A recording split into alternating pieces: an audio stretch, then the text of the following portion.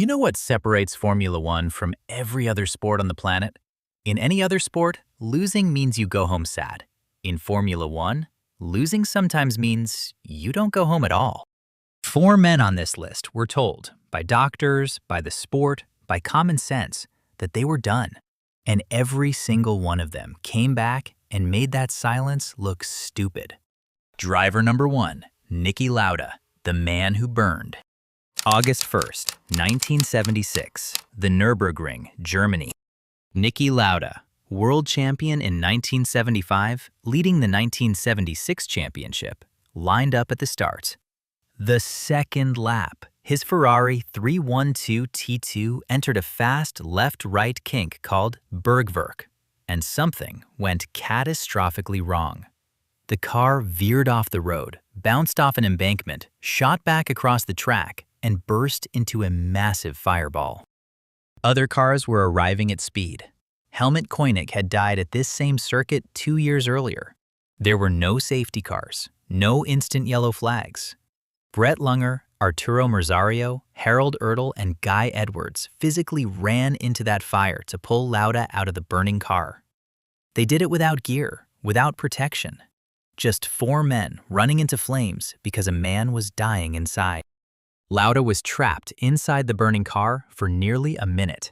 When they finally got Lauda out, he was conscious.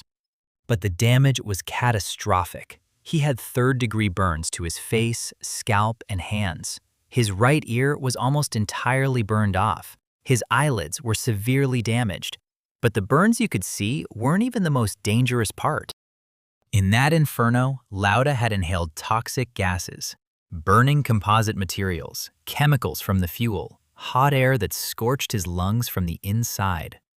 His lungs were in such bad shape that doctors genuinely did not expect him to survive the first night.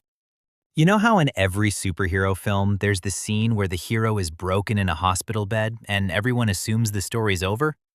This was that scene, except no music, no montage, just a dying man and silence. Niki Lauda was not most human beings. 42 days after being read his last rites, Niki Lauda got back into a Formula One car at Monza, the Italian Grand Prix, and he finished 4th. Niki Lauda didn't just survive, he came back and made everyone who doubted him look foolish. Driver number 2, Mika Häkkinen, the comeback no one saw coming. November 1995. The final race of the season, the Australian Grand Prix in Adelaide. Hakkinen was driving for McLaren, still fighting to establish himself as a genuine title contender. During qualifying, at high speed, his left rear tire suffered a sudden blowout. The McLaren snapped to the right instantly. No warning, no time to react, no opportunity to correct. The car launched off the road and slammed into a concrete wall with enormous force. The impact was brutal. Häkkinen was immediately unconscious. When the marshals and medical team reached him, his airway was compromised. He wasn't breathing properly. His brain was being deprived of oxygen at the worst possible moment. Every second mattered. Professor Sid Watkins, F1's legendary trackside doctor, the man who had seen more motorsport trauma than almost anyone alive, performed an emergency tracheotomy on Mika Häkkinen at the side of the road. That procedure saved Mika Häkkinen's life, full stop. The diagnosis was a severe skull fracture. His brain had taken the full force of that impact, and within minutes, he was in a medically induced coma, being airlifted to hospital. McLaren were in shock, because just 18 months earlier, at almost that exact same circuit, everyone in Formula One had watched Ayrton Senna take his last breath. The sport hadn't healed from that. And then, Mika Häkkinen decided to go and win 2 consecutive Formula One World Championships. Because apparently, that's what you do when someone rebuilds your windpipe by the side of a racetrack. He won again in 1999, back to back, against Schumacher's Ferrari at the height of their power. Driver 3, Robert Kubica, the most painful comeback in F1 history. Now we get to the one that genuinely hurts to talk about. And I'm not being dramatic, I mean that, because Niki Lauda's story is terrifying. Häkkinen's is shocking, but Robert Kubica's story is tragic in a completely different way.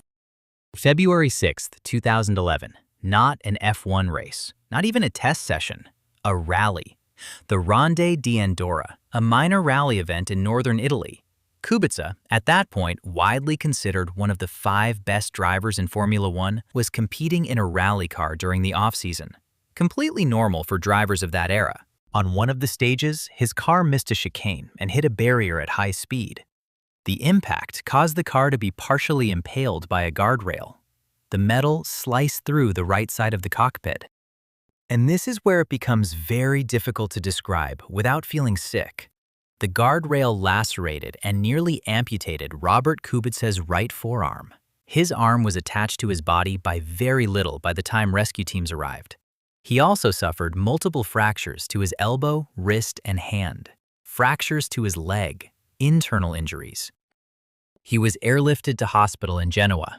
Emergency surgery began almost immediately. The medical team worked for hours. The question that was being asked in every corner of the motorsport world was brutally simple. Will he keep the arm? The surgeon saved the arm. Kubica's right arm healed, but it did not heal to full function. He had limited rotation in his forearm. In Formula One, it's like asking John Wick to fight with one hand taped behind his back. He'd still show up, but it would never look the same. Robert Kubica got back into a Formula One car 8 years later, with a partially functioning right arm, against drivers half a decade younger than him who had been racing continuously. My personal opinion, and this one I know people will hate me for, someone at Williams should have looked Kubica in the eye before the 2019 season and said, "Don't do it." Not because he wasn't brave enough, but because he deserved better machinery than that car. And watching a comeback story get diminished by a backmarker seat was genuinely painful to witness. And I'll tell you something, I respect that more than almost any championship I've ever watched. Driver number 4. Gerhard Berger, the man on fire who wouldn't quit. We're going to Imola. The 1989 San Marino Grand Prix, lap 1 of the race.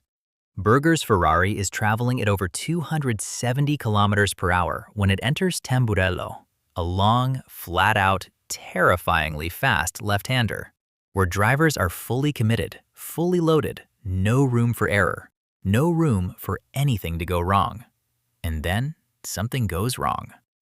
A suspected suspension failure, without a single frame of warning, sends the Ferrari straight off the road and into the concrete barrier at virtually undiminished speed. No tire wall, no energy-absorbing barriers, no safer barriers. The impact was the kind of thing that, in a film, you'd call unrealistic. And then the car caught fire. The car is on fire, embedded against a concrete wall. Berger is trapped inside, and the marshals get to him fast. When they got Berger out, he was, remarkably, almost impossibly, conscious. He had suffered burns to his hands and a broken rib from the impact. And I want to be honest here, because some people hear those injuries and think, well, that's not so bad. But burns to an F1 driver's hands are not a minor footnote. Your hands are the most critical instrument you have in that car. 2 Ferrari men, 2 fires, both walked away. If that's not a Maranello superpower, I don't know what is. Gerhard Berger was back in a Formula One car before the end of that same 1989 season, that same year. The burns healed, the rib healed, and Berger, being exactly the kind of man he was, got back in and kept racing. He went on to win more races, he stayed at the front of the grid, and he remained one of the most competitive drivers of his entire generation. 10 Grand Prix wins in total. My honest take, and I'll hold this position, is that Gerhard Berger's legacy gets compressed because he existed in the same era as Senna and Prost. And anyone standing next to those two is going to look smaller than they actually are. 4 drivers, 4 crashes. Lauda gave you fire and fury. Hakkinen gave you quiet, devastating resilience. Kubica gave you the most bittersweet comeback in the sport's history. And I will not let you forget that. And Berger? Berger gave you a smile through the smoke, which is, honestly, the most Gerhard Berger thing possible. Now, here's what I want from you. Tell me in the comments which comeback hits you hardest.